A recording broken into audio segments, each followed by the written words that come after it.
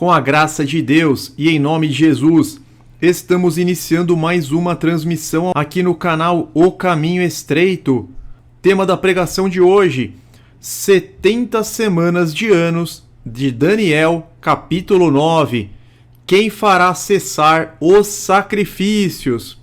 Sejam todos muito bem-vindos, meus irmãos. Vamos ao nosso estudo, vamos à introdução das 70 semanas de anos de Daniel 9. Eu vou fazer a leitura dos versículos 24 ao 27, que são os versículos principais para que nós possamos entender. 70 semanas estão determinadas sobre o teu povo e sobre a tua santa cidade, para fazer cessar a transgressão e para dar fim aos pecados, e para expiar a iniquidade, e trazer a justiça eterna, e selar a visão e a profecia, e para ungir o Santíssimo. Sabe e entende. Desde a saída da ordem para restaurar e para edificar Jerusalém, até o Messias, o príncipe, haverá 7 semanas, e 62 semanas, as ruas e o muro se reedificarão, mas em tempos angustiosos. E depois das 62 semanas será cortado o Messias, mas não para si mesmo. E o povo do príncipe, que há de vir, destruirá a cidade e o santuário, e o seu fim será com uma inundação, e até ao fim haverá guerra. Estão determinadas as assolações. Ele firmará aliança com muitos por 1 semana, e na metade da semana fará cessar o sacrifício e a oblação, e sobre a asa das abominações virá o assolador, e isto até a consumação, e o que está determinado será derramado sobre o assolador. Até aqui, meus irmãos, talvez vocês não tenham tido uma compreensão total do que significa esta passagem. Essas primeiras 7 semanas, primeiro ele fala das 70 semanas no total sobre o teu povo e sobre a tua santa cidade, sobre Jerusalém. Depois ele fala haverá 7 semanas, 62 semanas, ou seja, 69 no total. E no fim ele fala da última semana, né? E depois das 62 semanas, que são depois das 7, ou seja, na última semana, será cortado o Messias. Na 70ª semana será cortado o Messias. O profeta decretou 70 semanas contínuas e ininterruptas para serem calculadas em anos, um dia representando um ano, para cumprir um período crítico na história de Israel, que será analisado com detalhes neste estudo. A gente já vai trazer para vocês essa conversão de dias para anos, com base, claro, nas Escrituras, em Números, em Ezequiel. Isso também vai ser objeto do nosso estudo desta noite. Eu nunca vi no sistema religioso conseguirem pregar certo isso aqui. Nem as 2.300 tardes, que nós já temos estudo no canal, e nem as 70 semanas de Daniel 9. Mas a gente vai esclarecer exatamente com base na Bíblia, é claro. Vamos falar daquela teoria antibíblica, que na realidade é uma teoria jesuíta maçônica do dispensacionalismo. Muitas denominações seguem esta teoria. De acordo com o dispensacionalismo, Deus apertou o botão de parar, entre aspas, em seu relógio profético no final do ministério terrestre de Cristo. Desde aquele tempo até o presente, Israel, confinado aos judeus no pensamento dispensacionalista, não teve significado profético, e Deus não estaria envolvido com o povo escolhido como ele estava no período do Antigo Testamento. Então, eles falam assim: Deus liberou essa profecia por intermédio do anjo para Daniel. 70 semanas estão determinadas sobre o teu povo, sobre o povo judeu e sobre a tua santa cidade, ou seja, sobre Jerusalém. Já está bem específico aqui na profecia quem que é o objeto para quem que é esta profecia? Para Jerusalém, para o povo judeu, para os israelitas. E está também muito claro o objetivo. O que aconteceria nessas 70 semanas? A gente vê que é algo contínuo, que não tem interrupção. Embora ele fale de 7 semanas, depois de 62, depois da última, é de forma ininterrupta, de forma contínua, subsequente, ok? No entanto, segundo os dispensacionalistas, chegará a hora quando Deus apertará o botão reiniciar no relógio profético e voltará a sua atenção para Israel. Então, quando Deus fala, olha, isso aqui está determinado para a tua cidade, para o teu povo, mas na verdade vai ter uma lacuna gigantesca, vai ter uma lacuna, um intervalo de 1900 anos, então tenha paciência. Não tem isso na profecia, mas é isso que vigora no sistema religioso, algo absurdo, né? Segundo eles, chegará a hora que Deus apertará o botão reiniciar no relógio profético e voltará a sua atenção para Israel. O período intermitente, ou seja, o período entre a parada e o reinício do relógio profético, é conhecido como intervalo ou grande parêntese. Esse período é conhecido como a Era da Igreja ou Era da Graça, e de acordo com os dispensacionalistas, era imprevisível pelos profetas de Israel. Imagina, meus irmãos, como que alguma coisa é imprevisível para os profetas se é Deus que entrega aquela revelação aos profetas? Essa desculpa, eles criam um grande parêntese mesmo, um parêntese de quase 2000 anos, e falam, não, os profetas não tinham como prever isso, sendo que é Deus que entrega as revelações. Mas chegará um momento, dizem eles, em que a igreja será arrebatada, terminando assim a Era da Igreja e começando a contagem regressiva para Armagedon. Então eles acham que a igreja vai ser levada para o céu e não vai estar presente por ocasião da batalha final do Armagedon. E aí começaria a contagem regressiva, segundo eles, de 7 anos. Tão logo a igreja é levada, o relógio profético de Israel retoma a contagem. Naquele momento, o anticristo aparecerá em cena. Então os dispensacionalistas, até hoje, eles estão esperando o anticristo, sendo que nós sabemos que o anticristo é o papado, que ele já mudou as leis e os tempos, ele já se assenta num trono pensando que é Deus, lhe foi dada uma boca para falar várias blasfêmias, ele fala muitas blasfêmias. O anticristo ele já cumpriu todas as profecias cabentes a ele. Então, segundo eles, a princípio será saudado, a princípio esse anticristo será saudado como o grande líder que finalmente trouxe a paz ao Oriente Médio. Com a igreja não mais no mundo, o anticristo permanecerá sem oposição. Então ele vai ser super bem recebido, ele trouxe a paz no Oriente Médio. Tudo que não tem na Bíblia, eles pregam no sistema religioso. O anticristo fará um acordo de paz com os israelenses, sendo que a gente sabe que não vai ter essa paz. Israel, desde que ela foi recriado, 14 de maio de 1948, desde que a ONU deu o aval para a recriação do Estado de Israel, embora eles já começaram a migrar para aquelas terras a partir do século XIX, estava sob o domínio ainda da Inglaterra. Eles derrotaram, né? Os ingleses derrotaram os turco-otomanos. No século XIX, os israelitas começaram a retornar, só que em 48 foi recriado oficialmente o Estado de Israel, 14 de maio, e a partir do dia 15 de maio de 48 já começou a ter guerra. E nunca mais parou, né? Sempre eles estão em conflito com o Hamas, eles estão em conflito com os palestinos, tá sempre tendo ataques, tanto que eles têm aquele sistema Iron Dome para tentar repelir os ataques.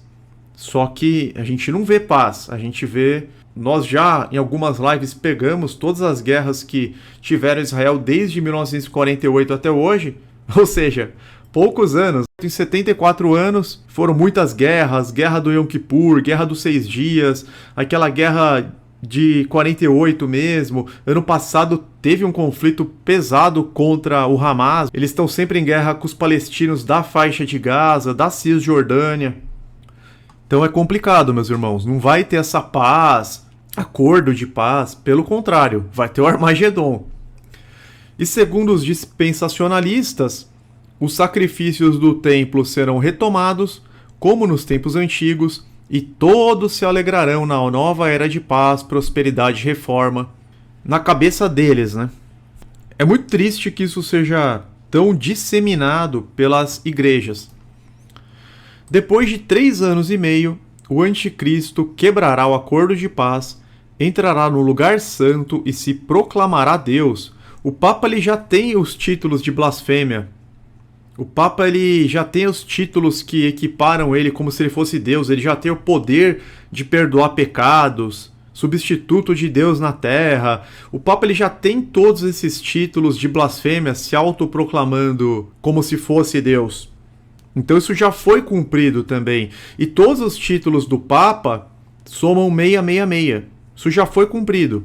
Só que eles acham que é uma coisa que vai acontecer no futuro. Agora que alguns pastores não estão entendendo, né? Por que até hoje não se manifestou o anticristo? As coisas já estão caminhando para um liminar final. A gente percebe que a volta de Jesus está muito perto e eles não estão entendendo por que essas coisas não estão se cumprindo. Exatamente porque não estão na Bíblia desta forma. E aí o homem aclamado como o maior aliado dos judeus, de repente se tornará seu pior pesadelo. Ele causará estragos na cidade, destruirá o templo e dará início ao período mais violento de todos os tempos. Não existe isso, não existe o governo do anticristo de 7 anos, com 3 anos e meio de paz, com 3 anos e meio de tribulação. Isso tudo é invenção. Francisco Riviera que inventou isso. Um padre jesuíta maçônico que inventou isso no século XVI. Isso é uma invenção do século XVI. Não está na Bíblia, não está nos pais da igreja, não está na história da igreja. Esquece, meus irmãos. Tem que apagar isso da cabeça. Então, segundo os dispensacionalistas, esses eventos, começando com o aparecimento do anticristo, ocorrerão durante o período profético, conhecido como a 70ª semana da profecia. No cálculo deles, isso, né? No cálculo deles, todas essas coisas vão ocorrer na 70ª semana, sendo que a 70ª semana já terminou há muito tempo. Já terminou há quase 2000 anos, ela já se encerrou. Esses 490 anos já se cumpriram para o povo judeu, já se cumpriram sobre a cidade santa, já se cumpriram sobre Jerusalém, que era o objetivo da profecia. Não é uma profecia para todo mundo.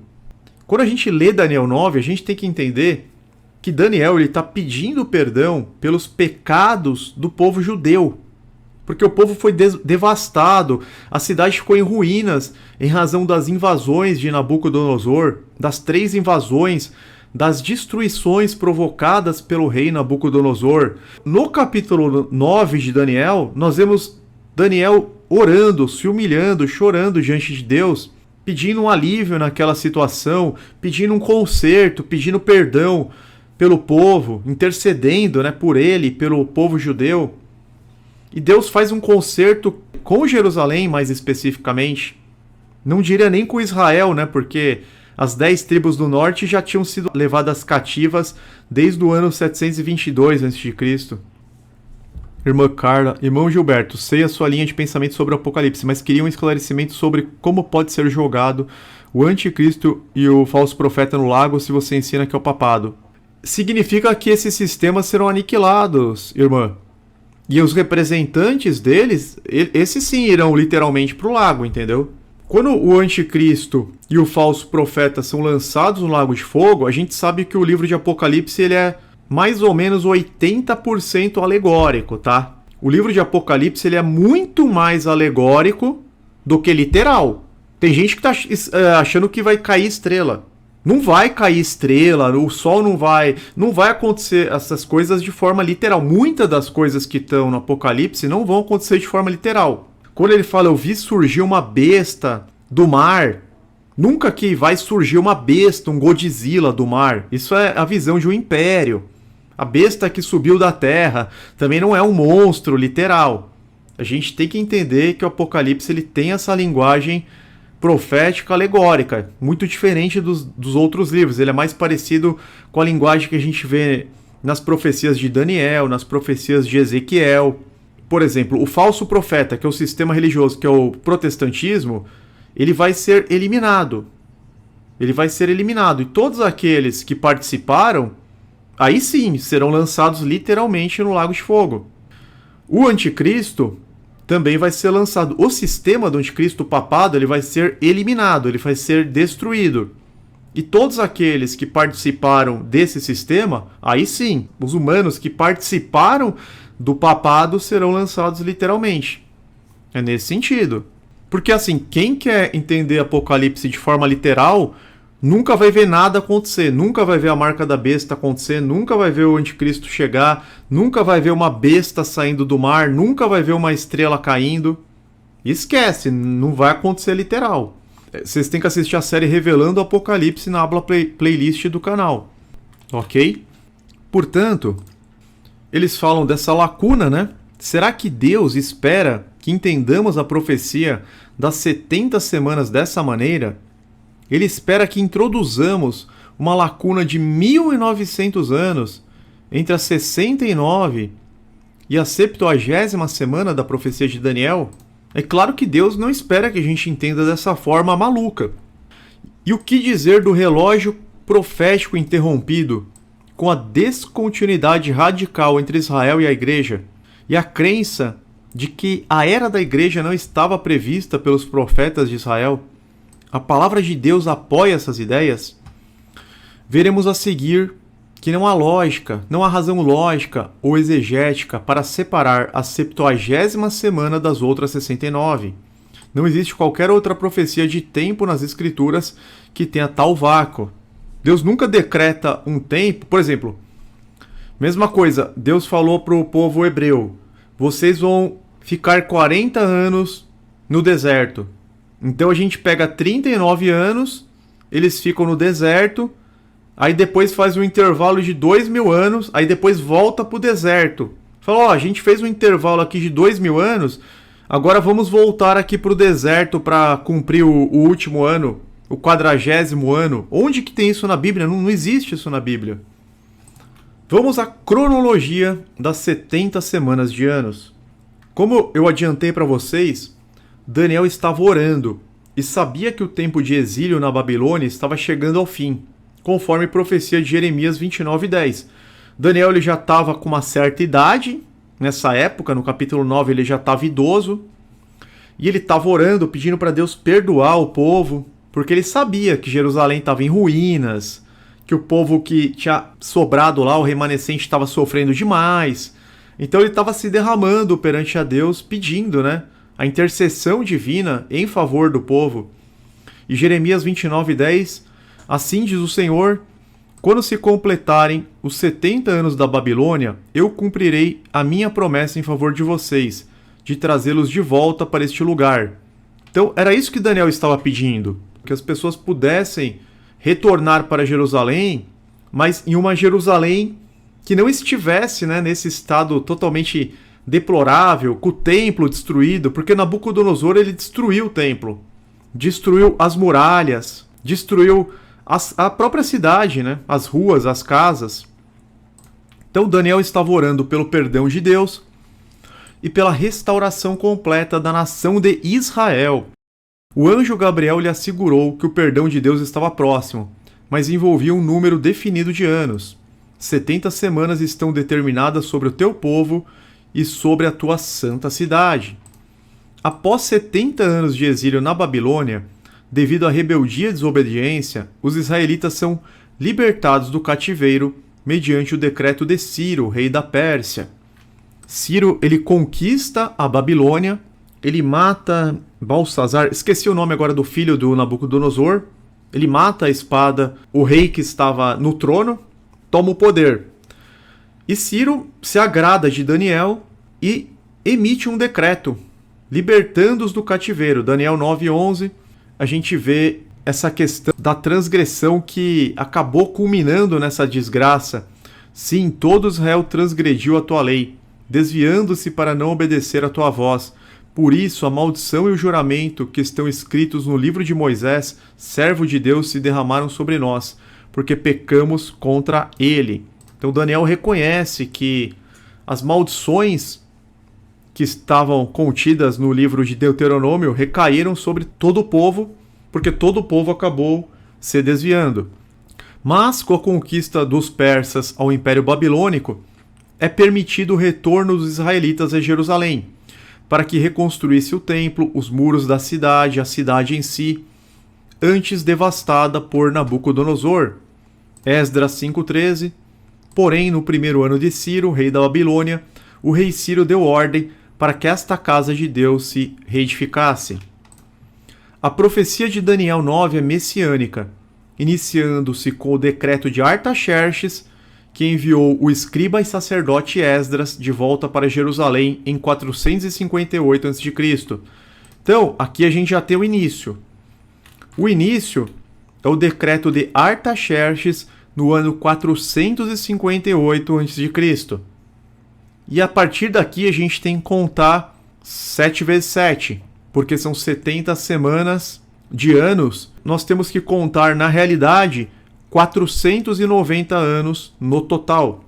Então são no total 490 anos, começando lá atrás, no ano de 458 a.C., na época de Esdras, na época de Neemias, ok? Tratam-se de 70 semanas de anos contínuos, com início em 458 a.C. e término em 33 depois de Cristo. Não vai terminar na morte de Jesus, porque a gente vê que Jesus é cortado na última semana, na metade da última semana.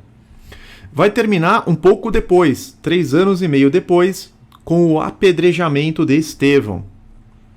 Até o apedrejamento de Estevão, o concerto é feito exclusivamente com Israel. Tanto que Jesus fala, eu vim para as ovelhas perdidas da casa de Israel.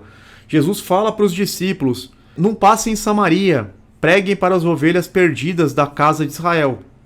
Esse concerto ele durou até um pouco depois da morte de Jesus, até a morte de Estevão. Essa ilustração vai nos ajudar a entender, tá? Mas voltando aqui para a apostila. Portanto, início 458, término 33 depois de Cristo, marcado pelo apedrejamento de Estevão, 3 anos e meio após a morte de Jesus, totalizando os 490 anos. O irmão Flávio colocou um comentário aqui, as 70 semanas de anos se tornaram matéria de especulação pelos dispensacionalistas. Sim, exatamente, nós falamos, sobre a teoria antibíblica jesuíta maçônica do dispensacionalismo. Explicamos aqui que essa teoria não vai acontecer, que não tem nenhum fundamento. Necessário esclarecer que existiam outros decretos para a reedificação de Jerusalém, mas somente um deles foi de fato executado, servindo como marco inicial da profecia. Porque, meus irmãos, quando Ciro ele baixa que o povo poderia voltar para Jerusalém, ele não dá efetivamente uma ordem de reconstrução e nem meios para isso. Então nós vemos o decreto do rei Ciro, registrado em Esdras 1 e Esdras 5. Nós vemos o decreto do rei Dário, registrado em Esdras 6. E o decreto do rei Artaxerxes, registrado em Esdras 7. Esse sim vale como marco inicial. No decreto de Ciro, o povo apenas começou a retomar aos poucos a Jerusalém, mas sem qualquer diretriz, plano ou liderança para a reconstrução da cidade, não se encaixando, portanto, na profecia que diz claramente, desde a saída da ordem para restaurar e para edificar Jerusalém. Ciro permitiu que eles voltassem, mas eles voltaram naquela condição precária. Chegaram em Jerusalém, o muro estava derrubado, o templo estava destruído, as casas também, muitas casas estavam em ruínas. Eles chegaram em Jerusalém nessa condição, uma cidade... Por isso que Neemias, a gente vê Neemias chorando, amargurado, quando ele recebe uma carta relatando como que estava a cidade. Neemias ele entra em desespero, aí ele começa a entrar em jejum e oração para que o rei pudesse liberar ele, para ele participar da reedificação do muro e da cidade. O templo já tinha sido reconstruído um pouco antes. Em Esdras 6, o rei Dário basicamente desarquivou o antigo decreto do rei Ciro, ou seja, não houve uma ordem efetiva para o início da reedificação. A gente vê aqui Esdras 6, do 1 ao 3. Então o rei Dário deu ordem e buscaram nos arquivos. Eles acharam que achou-se um rolo, e no rolo realmente tinha o decreto do rei Ciro para a reedificação. Mas ele simplesmente desarquivou o antigo decreto do rei Ciro e não teve a ordem efetiva para reedificação. Somente em Esdras 7 vemos claramente o marco inicial para a execução das obras. Em tal passagem temos a emissão de um documento oficial, ou seja, uma carta emitida pelo rei e entregue ao sacerdote responsável para a execução dos trabalhos de reconstrução. Aqui sim nós temos o marco inicial. Eu separei algumas passagens de Esdras 7. Temos aqui uma cópia da carta que o rei Artaxerxes entregou ao sacerdote e escriba Esdras, conhecedor dos mandamentos e decretos do Senhor para Israel. Aqui ele entregou mesmo a carta com a ordem para Esdras executar. Além disso, você levará a prata e o ouro que o rei e os seus conselheiros voluntariamente ofereceram ao Deus de Israel, cuja habitação está em Jerusalém. Nós vemos que eles tinham condições agora financeiras, ele estava levando prata e ouro. Entregue ao Deus de Jerusalém todos os utensílios que foram confiados a você para o culto no templo de seu Deus. Aqui nós vemos também a devolução de todos os utensílios. Eles já poderiam trazer de volta os utensílios do templo. E todas as demais despesas necessárias com relação ao templo do seu Deus serão pagas pelo tesouro real. O rei Artaxerxes estava financiando a reforma do templo.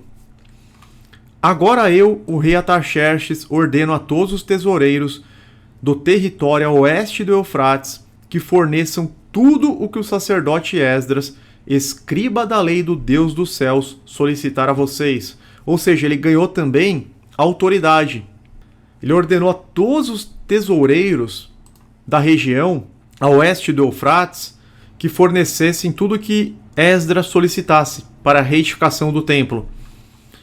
Tudo o que o Deus dos céus tenha prescrito, que se faça com presteza para o templo do Deus dos céus, para que a sua ira não venha contra o império do rei e dos seus descendentes. Então ele temia a Deus. O rei Artaxerxes, ele tinha temor ao Deus de Israel.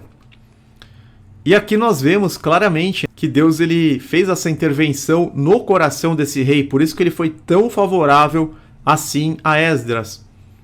Bendito seja o Senhor, o Deus de nossos antepassados, que pôs no coração do rei o propósito de honrar desta maneira o templo do Senhor em Jerusalém. Então a gente vê que é sim uma intervenção divina. Deus colocou no coração de Artaxerxes o propósito de honrar o templo do Senhor. O irmão Flávio falou: papiros de Elefantina confirmam historicamente este decreto da reconstrução de Jerusalém de acordo com Esdras 7. Maravilha, ó, confirmações históricas. Importante destacar que as 70 semanas não são literais, pois 490 dias corresponderiam a cerca de 1 ano e 5 meses, ou seja, período insuficiente para cobrir a todos os eventos preditos. 1 ano e 5 meses não teria nem o ministério de Jesus. Claro que não são 490 dias literais, né? Menos de 1 ano e meio. Vejamos as provas bíblicas do princípio profético dia-ano. Eu peguei 2 exemplos, Números 14 e 34. Durante 40 anos vocês sofrerão a consequência dos seus pecados e experimentarão a minha rejeição. Cada ano corresponderá a cada um dos 40 dias em que vocês observaram a terra. Então, os espias, eles observaram a terra prometida durante 40 dias e viram que a terra era muito boa, era excelente. Só que eles passaram um relatório negativo. Nós nunca vamos entrar na terra. E Deus falou: olha, por cada dia que vocês observaram a terra, que vocês estiveram na fronteira da terra prometida, vocês vão sofrer 1 ano por cada dia no deserto. Por isso que eles ficaram 40 anos no deserto. E Ezequiel 4:7, o mesmo princípio. durante 40 dias, tempo que eu determinei para você, um dia para cada ano. Então isso aqui é importante, olha, um dia para cada ano, Ezequiel 4:7, e a mesma coisa, cada ano corresponderá a cada um dos 40 dias, em Números 14:34, por isso que a gente chama de 70 semanas de anos, por isso que a gente chama dessa forma, ok, meus irmãos? Vamos à cronologia dos acontecimentos. Nós vimos no começo que primeiro a profecia fala de 7 semanas, equivalente a 49 anos, 7 vezes 7, que vai justamente do decreto de Artaxerxes, de 458 a.C., até a restauração de Jerusalém, incluindo a reconstrução do templo que havia sido destruído em 586 a.C., incluindo a reconstrução da cidade em si que estava em ruínas, bem como a reconstrução dos muros com Neemias, finalizando este período em 409 a.C. Então aqui, as primeiras 7 semanas, ou seja, os primeiros 49 anos, é do decreto válido até a reedificação, até a reconstrução de Jerusalém. Isso pega também o período de Neemias, as muralhas foram reconstruídas, o templo foi reconstruído, os utensílios voltaram para o templo, muitas casas, né, a cidade em si foi reconstruída durante essas 7 primeiras semanas, foi restaurada a cidade em si, durante esses 49 anos. E a gente vê Esdras ensinando o povo novamente sobre as leis de Deus, a gente vê Neemias ensinando também o povo sobre as leis de Deus, a guarda do sábado, tanto Esdras quanto Neemias tiveram que reeducar o povo na Torá. A gente vê inclusive em Esdras 10 que os judeus eles estavam casados com mulheres pagãs, e é feito um concerto em Esdras capítulo 10 para que eles se apartassem, né, daquelas mulheres pagãs, midianitas, sei lá, mulheres estrangeiras, e se casassem com mulheres israelitas, judias. Eles reaprendem, né, a adorar a Deus, a servir a Deus, voltam a sacrificar no templo, o sacerdócio levítico é retomado.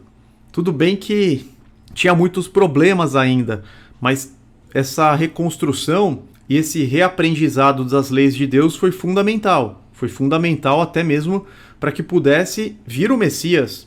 Porque o Messias não teria como vir numa Jerusalém totalmente destruída, sem templo, sem sacerdócio, sem sinagoga, sem nada. Foi necessário, sim, essa reconstrução, que são as 7 primeiras semanas, 49 anos.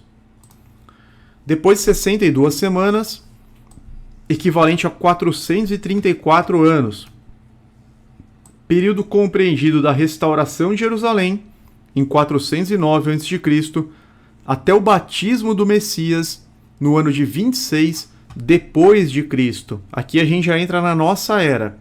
Esses 434 anos terminam no ano 26, agora do primeiro século da nossa era, com o batismo de Cristo, quando ele foi ungido pelo Espírito Santo. A gente vê em Mateus 3,16.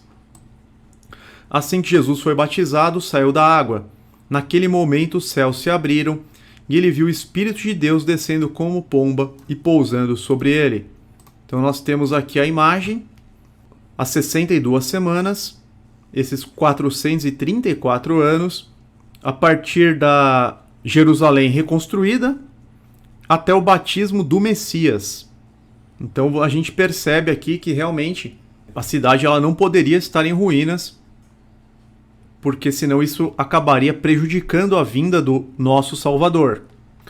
E depois, a última semana, o Messias é cortado no meio da última semana. Então a gente divide ela aqui em 2.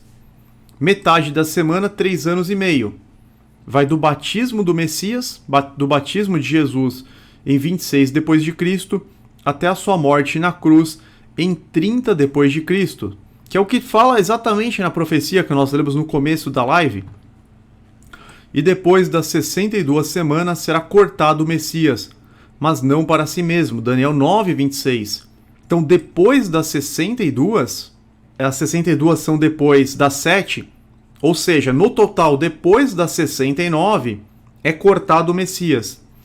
E no versículo 27 de Daniel 9, e ele firmará aliança com muitos por 1 semana, e na metade da semana fará cessar o sacrifício e a oblação, na metade da semana.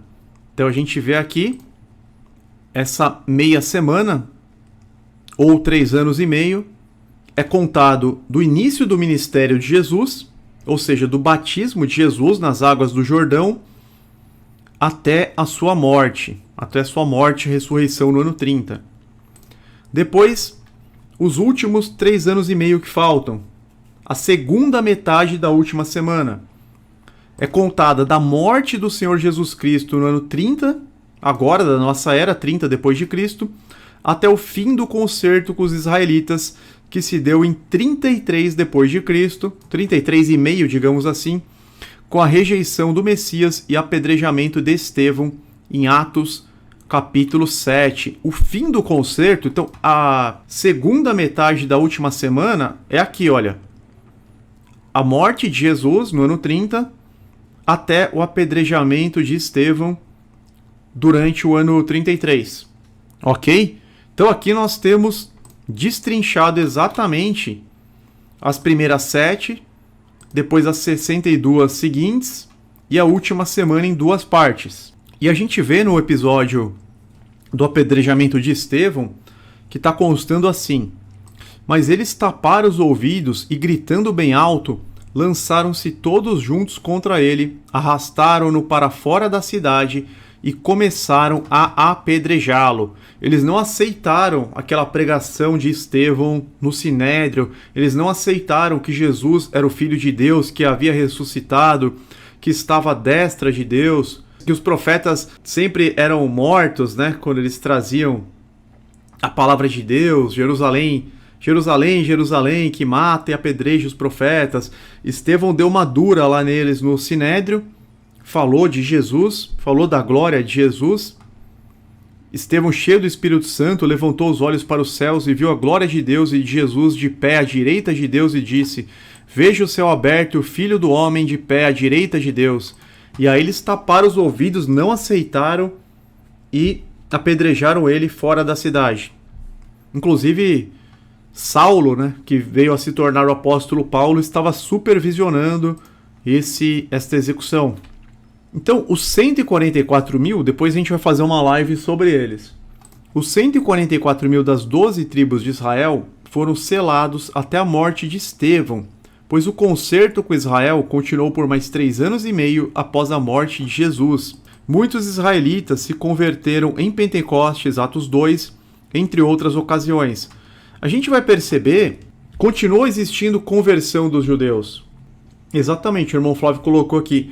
O apedrejamento de Estevão revela a rejeição dos judeus. Simboliza, né, a rejeição dos judeus, tanto que Paulo e Barnabé falam: já que vocês não se acham dignos da vida eterna, a gente vai pregar as boas novas aos gentios. E aí o concerto continua. Atos 2, Jesus já havia morrido, já havia sido executado. Mais ou menos 2 meses, né? Um pouquinho menos, porque ele aparece em Atos 1, no 40º dia da ressurreição dele. Então, em Atos 1, a gente vê Jesus aparecendo no dia 43 da morte dele. Porque ele ficou 3 dias e 3 noites no coração da terra. Depois ele andou mais 40 dias com os discípulos. E ele fala: fiquem em Jerusalém até que sejam revestidos do poder do alto. Então deve ter passado mais uma semana, mais ou menos. Em Atos 2, 50 dias depois da morte de Jesus, aproximadamente, ainda muitos se converteram. Atos 2, 41, os que aceitaram a mensagem foram batizados, e naquele dia houve um acréscimo de cerca de 3.000 pessoas. Os discípulos, Pedro, João, Tiago, Mateus, os discípulos, eles continuaram pregando somente para os judeus. Eles não entenderam que era para pregar para os gentios, mesmo porque isso ainda estava em oculto para eles. Mesmo porque ainda estava valendo aquele concerto de 490 anos. Não tinha terminado os 490 anos. Estava no ano, digamos assim, 487. Ainda faltava o ano 488, 489, 490. Então os discípulos de Jesus, eles continuaram pregando lá em Jerusalém, para os judeus mesmo. Depois em Atos 4, a gente vê mais conversão. Mas muitos dos que tinham ouvido a mensagem creram, chegando o número dos homens que creram a perto de 5.000. Olha aqui, Atos 4:4. Então 3.000 conversões em Atos 2, 5.000 conversões em Atos 4. Em Atos 3, quando eles curaram o aleijado, muitos creram também. Muitos creram quando eles curaram aquele aleijado em Atos 3. Todas essas conversões, desde o início do ministério de Jesus, formam os 144.000 das 12 tribos de Israel, ok?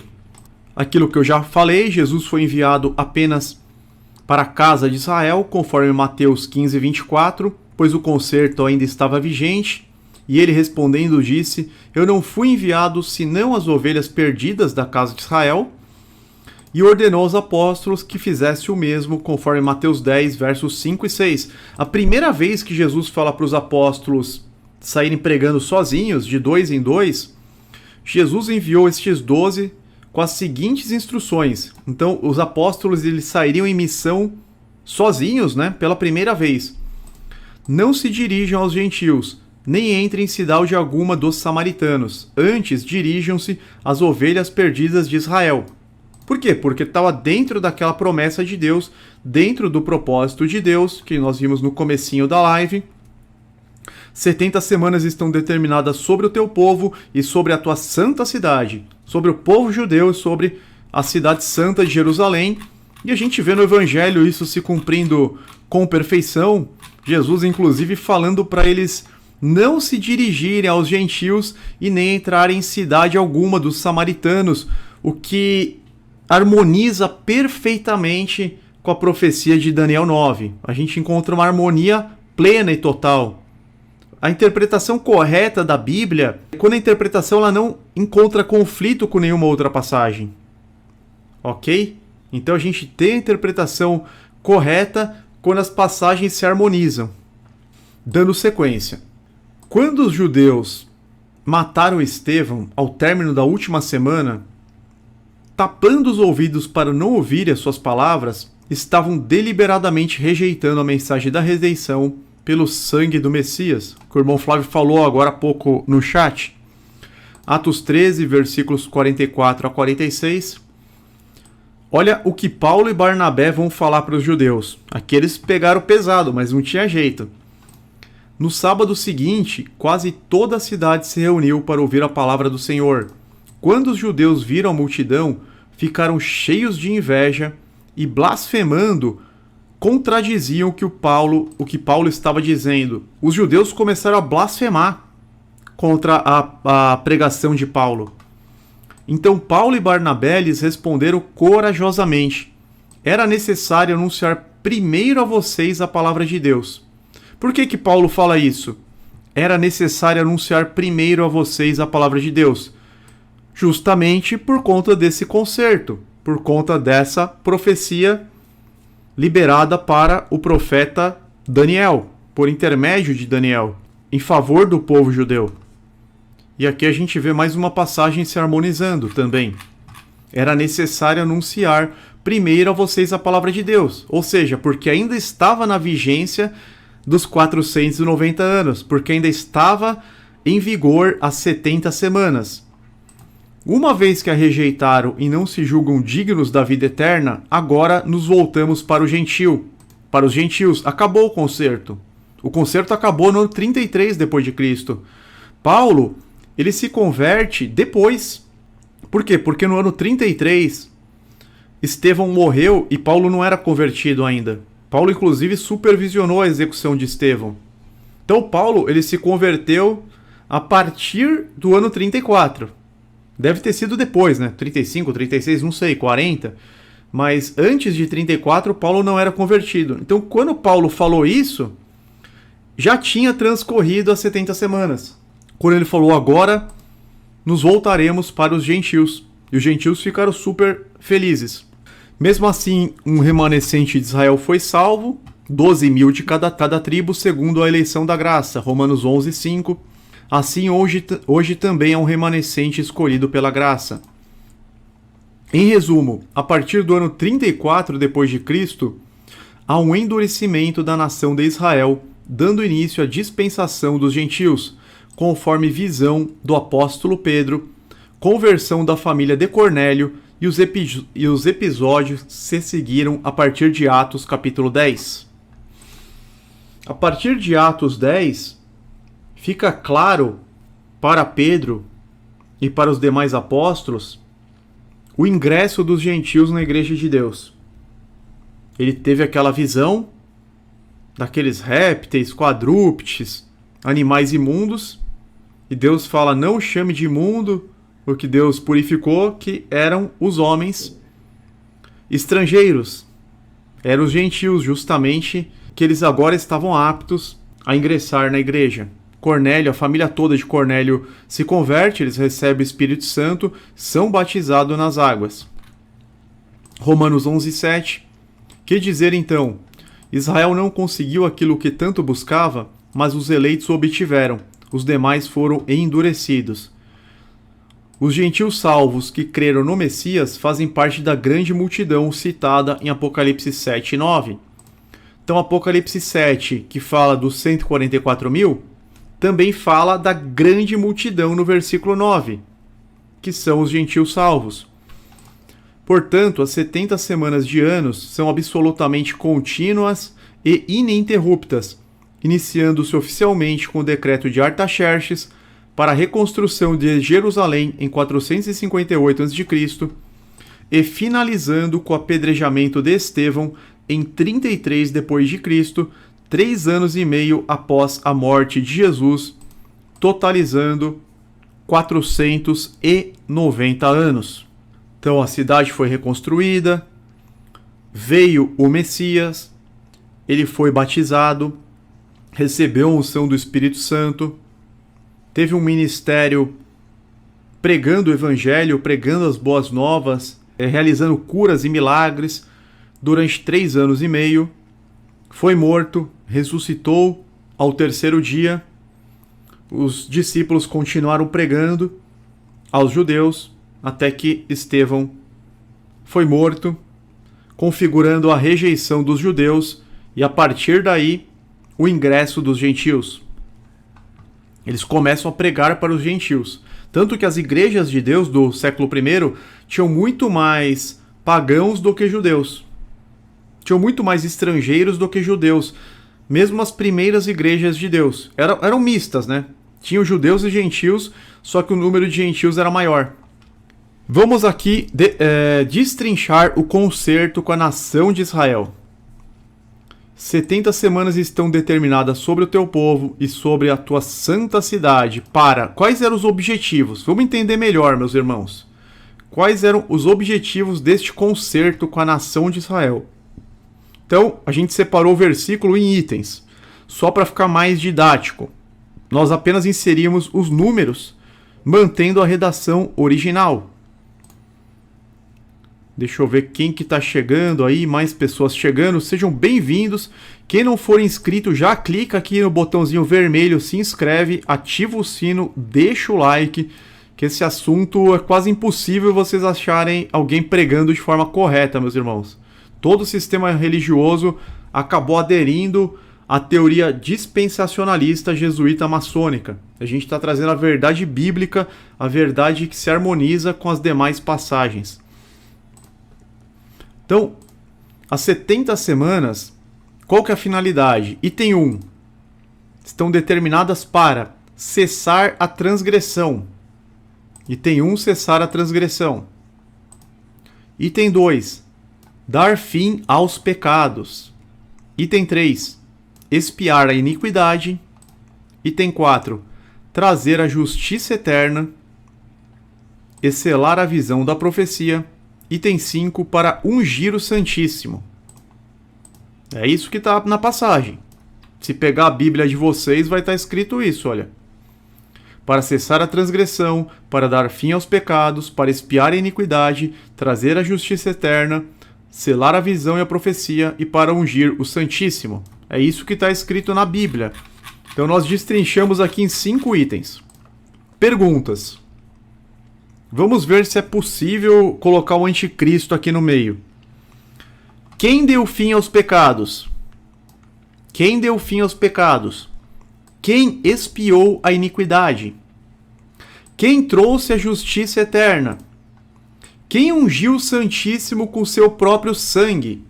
Porque esses são os objetivos das 70 semanas sobre o povo de Israel. Não tem como encaixar o anticristo nessas missões.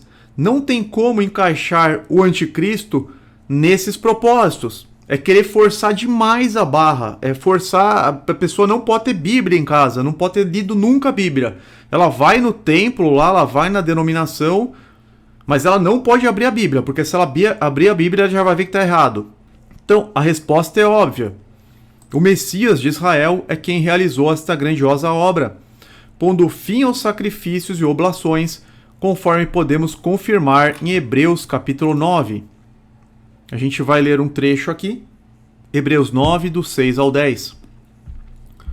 Ora, estando essas coisas assim preparadas, a todo tempo entravam os sacerdotes no primeiro tabernáculo, cumprindo os serviços, mas no segundo só o sumo sacerdote uma vez no ano, não sem sangue, que oferecia por si mesmo e pelas culpas do povo, dando nisto a entender o Espírito Santo que ainda o caminho do santuário não estava descoberto, enquanto se conservava em pé o primeiro tabernáculo, que é uma alegoria para o tempo presente, em que se oferecem dons e sacrifícios que, quanto à consciência, não podem aperfeiçoar aquele que faz o serviço, consistindo somente em comidas e bebidas e várias abluções e justificações da carne, impostas até o tempo da correção. Até o tempo da correção. Quem fez cessar o sacrifício? Hebreus 9, 11 e 12 deixa claro. Quem fez cessar os sacrifícios e as oblações e as ofertas? Mas, vindo Cristo, o sumo sacerdote dos bens futuros, por um maior e mais perfeito tabernáculo, não feito por mãos, isto é, não desta criação, nem por sangue de bodes e bezerros, mas por seu próprio sangue, entrou uma vez no santuário, havendo efetuado uma eterna redenção. Então, quem que fez a redenção eterna? E, por conseguinte, fez cessar os sacrifícios? É claro que Jesus. Não tem sentido falar que o anticristo fez cessar os sacrifícios. Até que o sangue de Jesus fosse derramado, tinham que ter os sacrifícios de animais para perdão dos pecados, tanto do sacerdote levítico, que oferecia por si mesmo, para a remissão dos pecados dele, e depois ele oferecia um outro sacrifício pelas culpas do povo. Jesus não, Jesus ele ofereceu sangue para perdão de todo aquele que nele crê, uma única vez e de forma definitiva. E quem aniquilou o pecado e entrou no lugar santíssimo? Que são os propósitos aqui dessa profecia. Hebreus 9, 23 a 26. De sorte que era bem necessário que as figuras das coisas que estão no céu assim se purificassem, mas as próprias coisas celestiais com sacrifícios melhores do que estes. Porque Cristo não entrou num santuário feito por mãos, figura do verdadeiro, porém, no mesmo céu, para agora comparecer por nós perante a face de Deus. O que o escritor de Hebreus está explicando? Jesus não entrou num santuário construído pelos homens, que tinha o lugar santo, o lugar santíssimo, um véu dividindo, não. Jesus entrou no próprio céu, no próprio tabernáculo de Deus que está nos céus.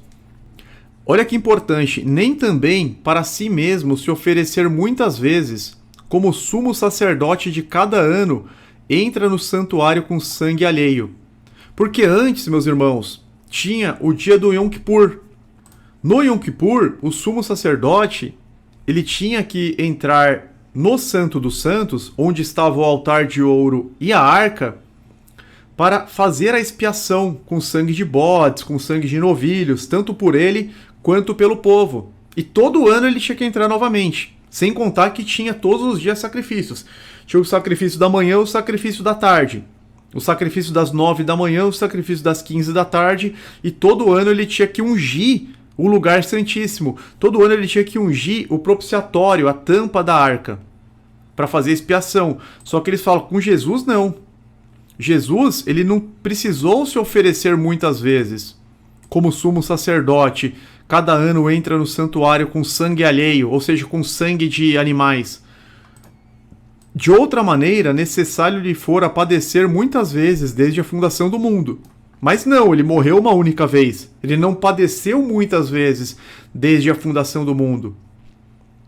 Mas, agora na consumação dos séculos, uma vez se manifestou para aniquilar o pecado pelo sacrifício de si mesmo. E a passagem até continua. É muito bonito, Hebreus 9, 27, olha. Da mesma forma como o homem está destinado a morrer uma só vez e depois disso enfrentar o juízo, assim também Cristo foi oferecido em sacrifício uma única vez para tirar os pecados de muitos e aparecerá segunda vez não para tirar o pecado, mas para trazer salvação aos que o aguardam. Segunda vez, não tem terceira. Porque eles falam, não, ele vai vir na segunda para arrebatar a igreja, depois ele vem na terceira ainda.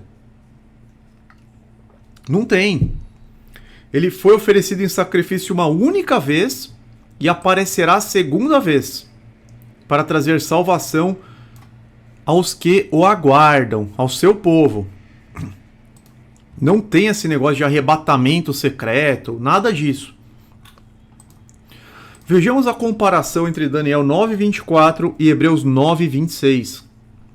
Então, Daniel 9:24.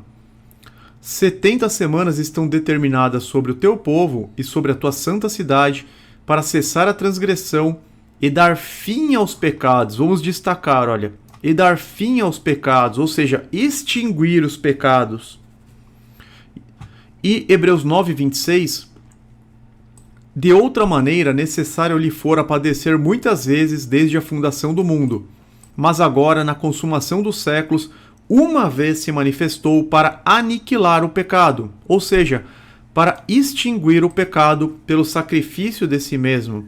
Então a gente vê que tem total paralelo. Cristo colocou fim ao pecado, oferecendo-se como sacrifício definitivo uma única vez. Por isso, os sacrifícios de animais perderam o valor. O sangue do Cordeiro de Deus, ele é muito mais poderoso. O sangue de Jesus, ele nos proporcionou a redenção eterna, definitiva, que é o que está na profecia. Lembra que a gente colocou? Trazer a justiça eterna e ungir o Santíssimo. O sangue de Jesus, ele traz a justiça eterna. Ele faz a expiação da iniquidade por completo de todos que nele creem. Em favor, né? Em favor de todos que nele creem.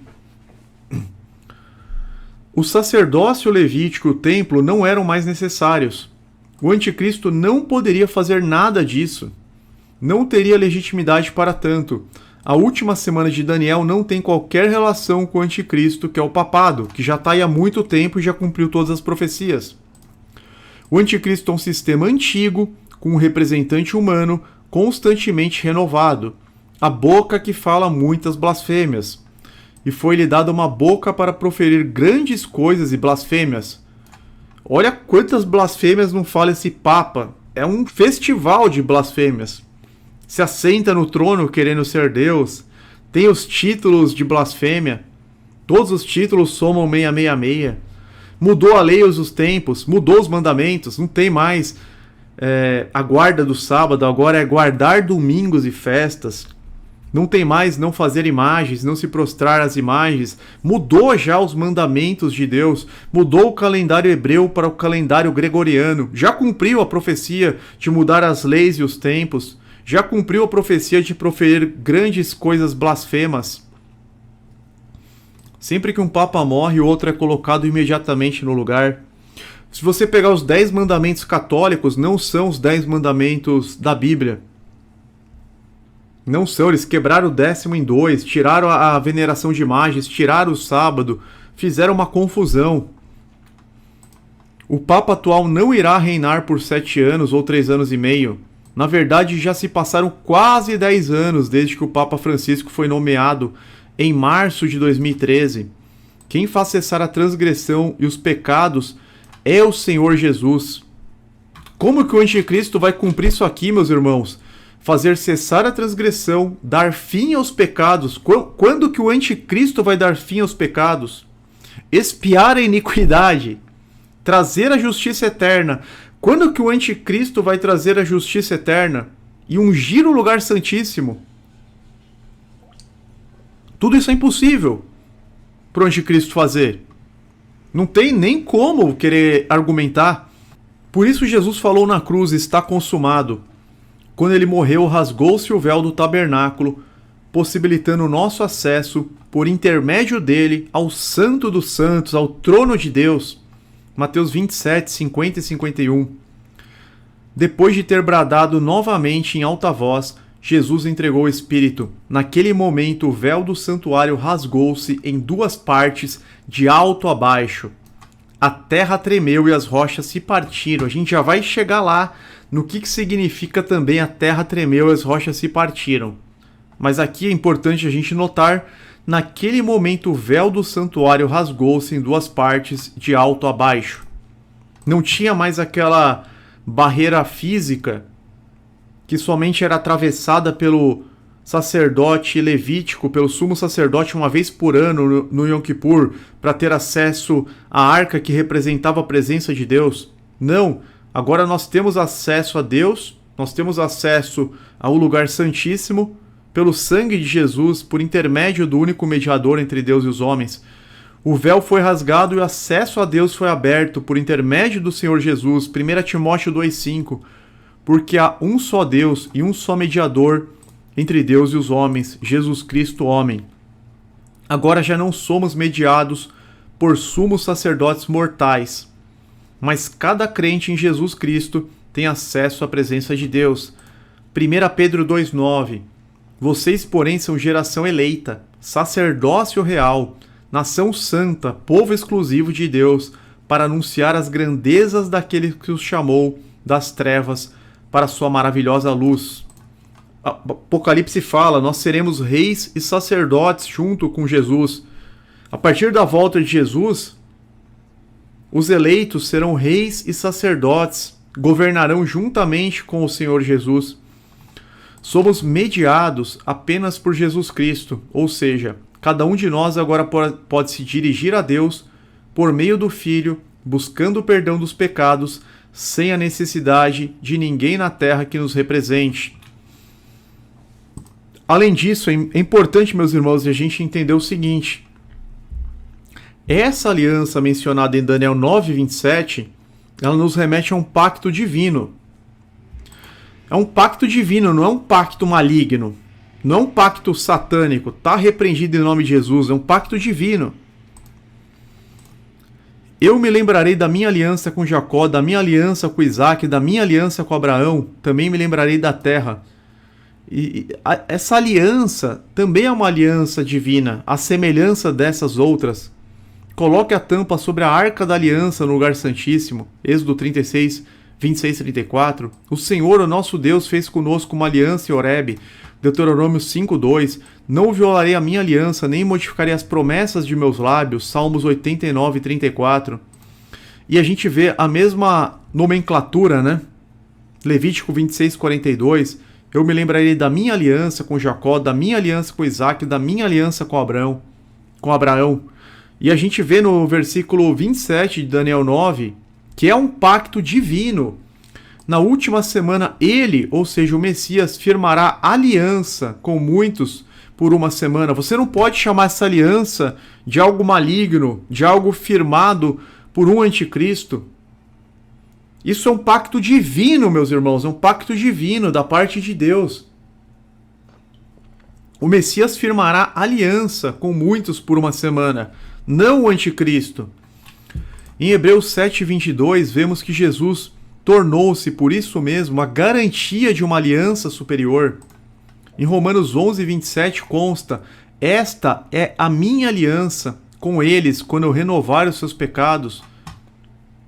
Romanos 11, 27, vale citar que a expressão hebraica cortar uma aliança não é usada no texto.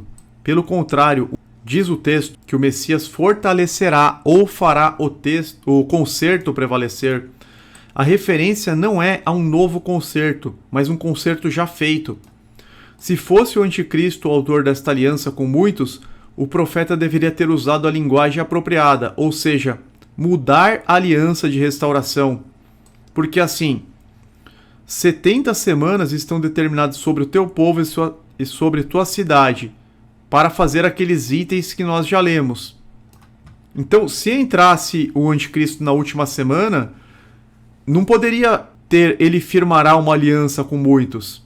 Teria que quebrar isso aqui, teria que quebrar esse pacto divino. Isso não acontece, a gente vê uma continuidade. Por fim, o verso 27 de Daniel 9 está se referindo ao início do verso 26. No escrito original não existe em versículos.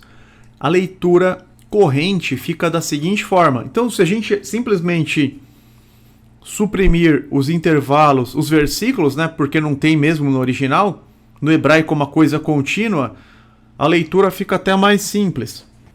E depois das 62 semanas será cortado o Messias, mas não para si mesmo, e o povo do príncipe que há de vir destruirá a cidade e o santuário, e o seu fim será como uma inundação, e até o fim haverá guerra. Estão determinadas as assolações. Ele, ou seja, o Messias, ele firmará aliança com muitos por uma semana, e na metade da semana fará cessar o sacrifício e a oblação. Só o sangue dele pode fazer cessar o sacrifício de animais, e sobre as asas das abominações virá o assolador, e isso até a consumação, e o que está determinado será derramado sobre o assolador. O irmão Flávio colocou: tem gente ensinando erroneamente que a nova aliança ainda não foi inaugurada e que só quando o suposto terceiro templo for construído. É um ensino completamente errado. A nova aliança foi inaugurada, a Bíblia fala, com o sangue derramado pelo Senhor Jesus. Este é o sangue, a ceia representa isso, né? O sangue da nova aliança, da aliança superior. A gente vê também em Hebreus. E agora nós vamos falar sobre o assolador. Embora o príncipe no verso 26 se refira a Tito como tipo, entre aspas, do anticristo e não ao Messias, no verso 26. Ele não é o assunto do verso 27, porque gramaticalmente está em uma posição subordinada ao povo. É o povo, ou seja, o exército de Roma que destrói, o povo do príncipe, o exército de Roma que destrói o santuário e a cidade, não o príncipe. O ele do verso 27 deve reportar ao Messias no início do verso 26. Exército romano aqui, que é o povo do príncipe do verso 26. O Messias é morto, cortado, cessando a necessidade de ofertas e manjares, o que já estava previsto pelo profeta Isaías. Isaías 53, versículo 8. Da opressão e do juízo foi tirado, e quem contará o tempo da sua vida? Porquanto foi cortado da terra dos viventes, pela transgressão do meu povo ele foi atingido. Então Isaías já havia profetizado isso, que o Messias seria cortado da terra dos viventes pela transgressão do povo, para trazer redenção, para trazer justificação. A gente vê no final de Isaías 53, depois do sofrimento de sua alma, ele verá a luz e ficará satisfeito. Pelo seu conhecimento, meu servo justo justificará a muitos e levará a iniquidade deles, que é o que está aqui, para expiar a iniquidade. Então a gente pode até colocar esta passagem também na apostila. Somente Jesus pode levar a iniquidade, conforme está profetizado por Isaías, e o anticristo não poderia expiar a iniquidade, que é o item 3 aqui, dos propósitos deste concerto com a nação de Israel, do propósito das 70 semanas, um dos propósitos, né? Então, fazer cessar a iniquidade, a gente teria isso aqui, olha, levar a iniquidade de muitos. o propósito de levar iniquidade de muitos também é atribuído ao Messias, e não a um suposto anticristo. Tá aqui, a gente acrescentou para ficar mais claro ainda. O assolador, Tito Vespasiano, uma vez que os sacrifícios não tinham mais valor e já tendo sido rasgado o véu, o santuário, o templo seria destruído. Como Jesus profetizou aos discípulos, eles ficaram muito chocados, mas o templo não teria mais finalidade. Exatamente, o que o irmão Flávio está falando. Após 40 anos da morte do Messias, veio o juízo sobre Jerusalém e o templo. Os sacrifícios não tinham mais propósito, o acesso ao lugar santíssimo já se dava por intermédio de Jesus, por isso ele profetizou a destruição do templo. Mateus 24, versos 1 e 2. Jesus saiu do templo e, enquanto caminhava, seus discípulos aproximaram-se dele para lhe mostrar as construções do templo. Vocês estão vendo tudo isso? Perguntou ele. Eu lhes garanto que não ficará aqui pedra sobre pedra, serão todas derrubadas. Com a derrota da grande revolta judaica contra o domínio romano em 70, Jerusalém foi tomada pelas forças do comandante romano Tito. Outra vez as muralhas e o templo de Jerusalém, que o rei Herodes o Grande havia ampliado e embelezado, foram destruídos, e o resto da cidade ficou assolada em ruínas. A destruição de Jerusalém, também conhecida como Cerco de Jerusalém, ocorreu durante o governo do imperador romano Tito Vespasiano. E o povo do príncipe que há de vir destruirá a cidade e o santuário, e foi o que aconteceu. Antes, nós vemos Antíoco Epifânio profanando o templo, né? Mas isso foi antes, foi lá por volta do ano 160, mais ou menos, antes de Cristo, no tempo dos Macabeus, quando ainda o domínio era daquelas divisões gregas. Mas a destruição mesmo foi por Roma, 40 anos depois da morte de Jesus. Antíoco ele chegou a sacrificar porco, ele profanou o templo. A gente vê isso em Daniel capítulo 8, um capítulo antes. É falado dele. E no capítulo 11 também. Agora no capítulo 9 já é falado da destruição. E sobre a unção da Arca da Aliança, sobre a unção do Santíssimo. Isso aqui é muito interessante. Voltando para aqueles itens, o item 5, o concerto, a parte final do concerto para ungir o Santíssimo. Só com a morte de Jesus, né, poderia ser ungido o Santíssimo, só com o sangue dele.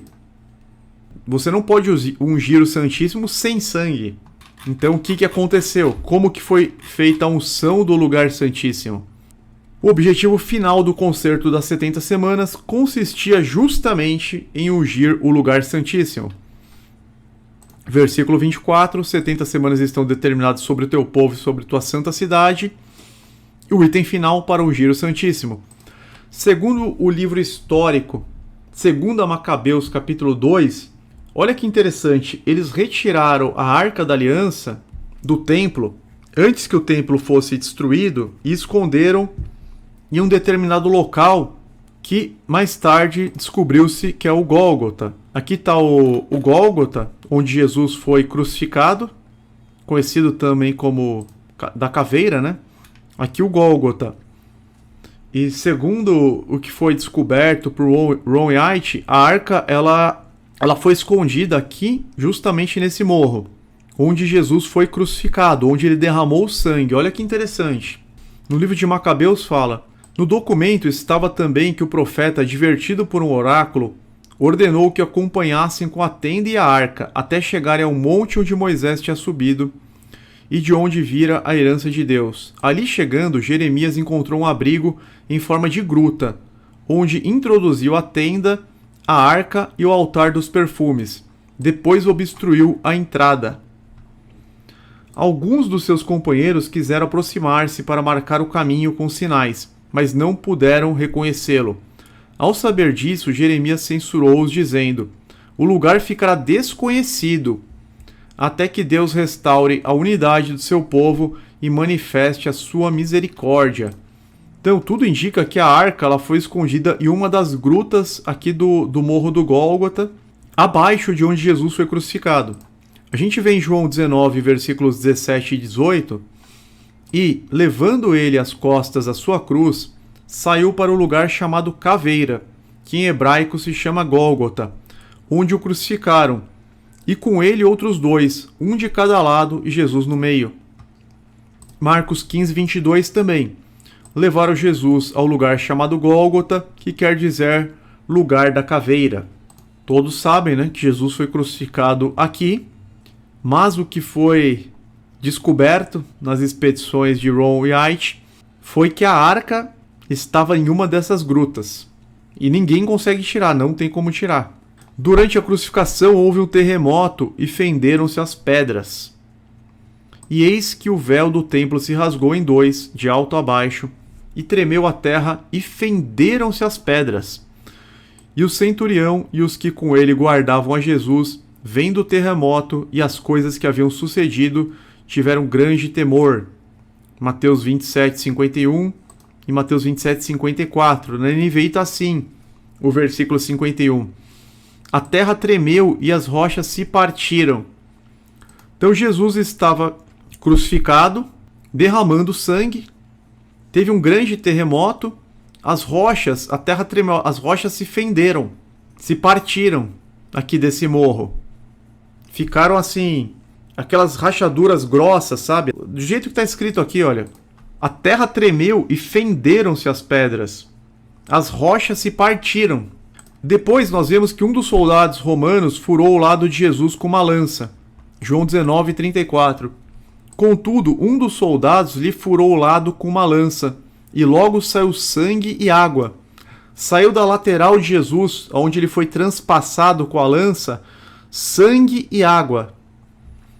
O sangue e a água desceram pelas fendas abaixo da cruz, causadas pelo terremoto. Caíram sobre a arca, sobre o propiciatório, e fizeram a unção final e definitiva do Santíssimo, tal como previsto em Daniel 9, 24. Então se cumpriu isso.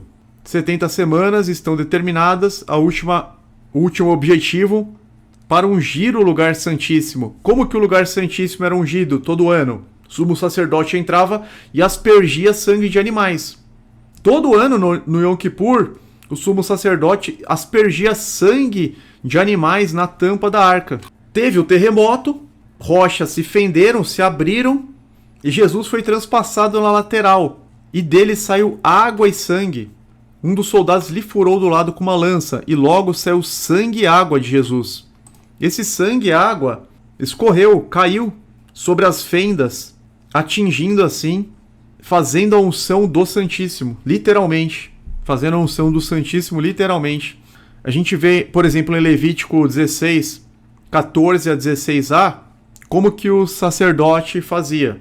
Pegará um pouco de sangue do novilho e com o dedo aspergirá sobre a parte da frente da tampa. Depois, com o dedo, aspergirá o sangue 7 vezes diante da tampa. Então, sacrificará o bode da oferta pelo pecado em favor do povo, e trará o sangue para trás do véu. Fará com o sangue o que fez com o sangue do novilho. Ele o aspergirá sobre a tampa e na frente dela. Então você tinha que aspergir a arca, a tampa, com sangue, e na frente dela com sangue. Assim fará propiciação pelo lugar santíssimo, por causa das impurezas e das rebeliões dos israelitas, quaisquer que tenham sido seus pecados. E o sangue de Jesus fez isso na arca de forma definitiva. Nós vemos também, Moisés, em Êxodo 24:8, depois Moisés aspergiu o sangue sobre o povo, dizendo: Este é o sangue da aliança que o Senhor fez com vocês, de acordo com todas essas palavras. Ezequiel 36:25 também fala da água pura. Então aspergirei água pura sobre vocês, e ficareis purificados. De todas as vossas imundícias e de todos os vossos ídolos vos purificarei. Então a gente vê purificação pela água. Aspergirei água pura sobre vocês e ficareis purificados. A água também representa o Espírito Santo, a água representa as águas do batismo. A gente vê os rituais de purificação com água. Você vê o mitzvah que eles tinham que passar por um banho. por aquele ritual de purificação antes de entrar no templo. Você vê a purificação pela água e você vê a purificação especialmente pelo sangue. E de Jesus saiu justamente quando um dos soldados lhe furou o lado com a lança, logo saiu sangue e água, ou seja, para trazer a purificação plena, completa, total. A purificação se dá com o sangue e com a água. Hebreus 9 fala do sangue, versículos 19 ao 22. Quando Moisés terminou de proclamar todos os mandamentos da lei a todo o povo, levou sangue de novilhos e de bodes, juntamente com água. Olha que interessante. Levou sangue de novilhos e de bodes, juntamente com água, lã vermelha e ramos de isopo, e aspergiu o próprio livro e todo o povo, dizendo: Este é o sangue da aliança que Deus ordenou que vocês obedeçam. Da mesma forma, aspergiu com sangue o tabernáculo e todos os utensílios das suas cerimônias. De fato, olha que importante, meus irmãos. De fato, segundo a lei, quase todas as coisas são purificadas com sangue, e sem derramamento de sangue não há perdão. Segundo a lei, quase todas as coisas são purificadas com sangue, e sem derramamento de sangue não há perdão. E algumas coisas purificadas com água. E nós vimos que de Jesus escoou sangue e água. Esse sangue e essa água atravessaram as fendas, as rachaduras nas rochas do Gólgota, e aspergiram e ungiram o lugar santíssimo, a Arca da Aliança. Continuando. Vamos agora para as considerações finais. Quem realiza o concerto da última semana não é o anticristo, mas o próprio Messias, que se entregou à morte para o sacrifício final e definitivo, fazendo cessar os sacrifícios de animais da antiga aliança. Gálatas 1:4. O qual se deu a si mesmo por nossos pecados, para nos livrar do presente século mau, segundo a vontade de Deus, nosso Pai. Importante lembrar que Daniel estava confessando seus pecados e os pecados de seu povo e pedia misericórdia e direção de Deus na restauração das pessoas que ele havia escolhido. Essa profecia lida exatamente com isso.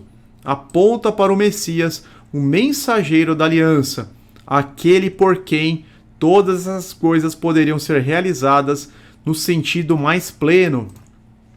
Quando a passagem diz: no meio da semana ele dará fim ao sacrifício e à oferta, significa realizar a expiação definitiva descrita claramente no versículo 24, para dar fim aos pecados e para expiar a iniquidade. Nós vimos que Isaías confirma isso também.